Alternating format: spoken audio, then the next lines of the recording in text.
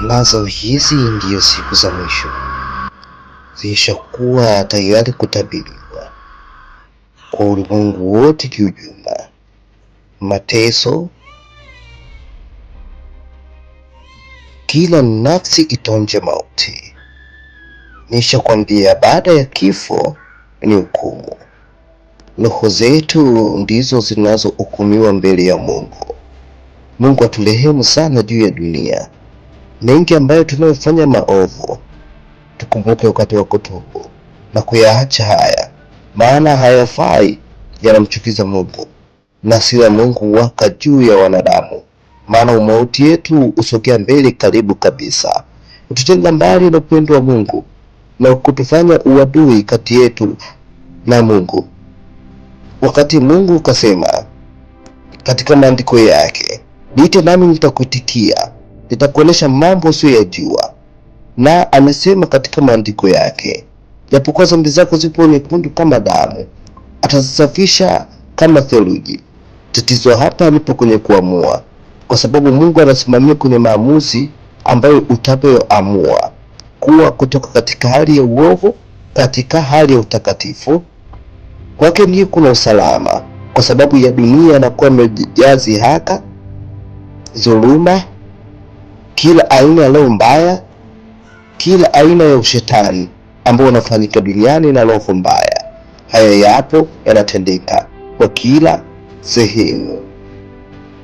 Tunauona ushoga ukitendeka, usagaji ukitendeka, mauaji yakitendeka, zinaa ikitendeka.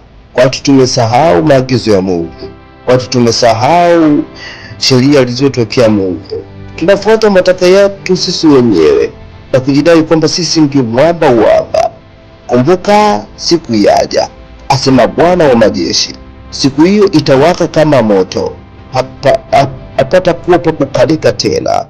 Maana sasa wamechafua nyumba ya Bwana na kufanya chukizo mbele zake. Wameacha kuhubiri kweli, wakidanganya potofu, wakidanganya watu wale ambao watendao dhambi. Sasa iweni kuwa makini, watu mnaomtafuta Mungu, kwa maana dunia siku zimekaribia kuisha. Yesu Kristo yupo karibu kuja. Haijalishi itakuwa ni kipindi gani, lakini ni maandalio yako mwenyewe binafsi na moyo wako. Kwa maana sana wakati Roho Mtakatifu anaweza kabisha hodi na kukutaarifu ya kuwa safari yako inakaribia kuja. Kwa hiyo ni lengo la wewe kujiandaa katika kikamilifu, kama mtu anayejiandaa katika safari kuelekea sehemu fulani kufikia, ili asichelewe. Katika habari ya watu waliomwamini Mungu na kumkubali na kuyapokea mafunzo yake na kutafakari njia zake zilizo njema na kuona ya kuwa yanafaa, sasa ni wakati wa kusimama mahali palipo sahihi. Ni kwa sababu Mungu anahitaji usimamie panapo haki, kwa sababu haki itakujulisha kule unakoenda, ila njia sio haki huelekea shimoni, kwa sababu imejaa giza na visiki na mawe na miba yenye maumivu makali sana.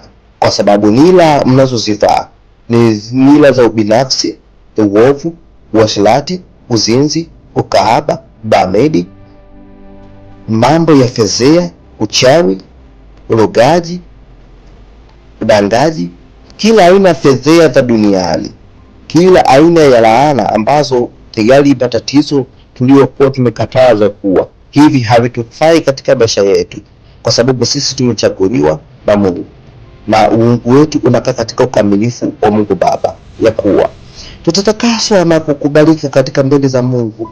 Ewe Mwenyezi, zichunguze njia zangu, kwa sababu zimejaa matope, zimejaa giza, nazo zikakokota kwenda jehanamu. Na sasa nataka nisimame katika njia iliyo ya haki, hata kuitambua ile kweli ambao Mungu umesema, tubuni dhambi, kwa sababu ufalme wa Mungu unakaribia. Ni kwa watu wakubwa kwa wadogo, tajiri na masikini. Na wasihi sana katika habari ya Kristo, ni wakati umekaribia sasa kutubu maovu yako. Ni kwa sababu Mungu hataki fedha zako, Mungu hana shida na fedha zako, ila Mungu anahitaji umtii, kwa maana yeye ndiye Mungu Alfa na Omega, mwanzo na mwisho. Aliziumba mbingu na nchi, na akamuumba mwanadamu kwa mfano wake, kuzilisha kuwa yeye ni mkuu zaidi, huwa afananishwe, kaitanda mbingu kama hema. Hiyo hatulipingi, na ni kweli kabisa. Tunaelekea wapi dunia? Tazama, maovu yamepitiliza kiasi kwamba Mungu amechukizwa na maovu ya duniani. Ni wakati wa kumrejea Mungu, ni wakati wa kurudi kule, kwa sababu haya mateso unayoyaona yanaigizwa tu, lakini mateso uhalisia ni zaidi ya vile unavyoona, kwa sababu siku ya mwisho inakuja, asema Bwana wa majeshi, na inawaka moto. Sasa hiyo siku usingoje mpaka siku, ni wakati wa kuchukua hatua ya tutubu dhambi na kumwelekeza yeye na kutokoa nafsi zetu, kwa sababu kila jambo lisilokuwa na mwisho halikosi mwanzo, kwa sababu na lilikuwa na mwanzo halikosi mwisho. Kwa hiyo mwisho wa mwanadamu ni kifo, na baada ya kifo ni nini? Ni hukumu. Umakini ni hapa. Chagua njia iliyo bora katika maisha yako, ukasimamia haki, na Mungu atakuwa pamoja na wewe.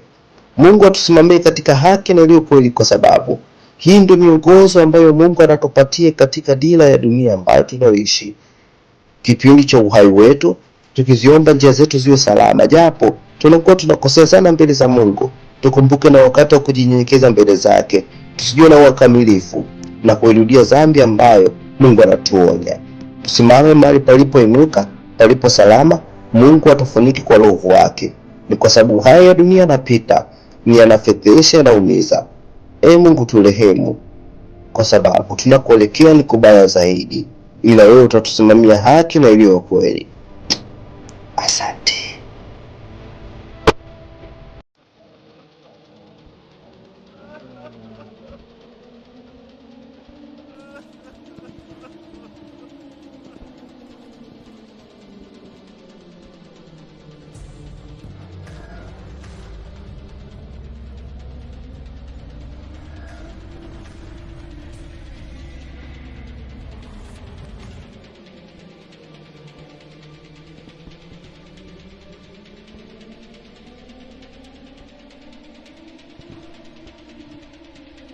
O inferno é real, mas a salvação também é. Volte-se para Deus enquanto há tempo. Entregue sua vida a Jesus. Curta, compartilhe e leve essa verdade a mais alguém hoje.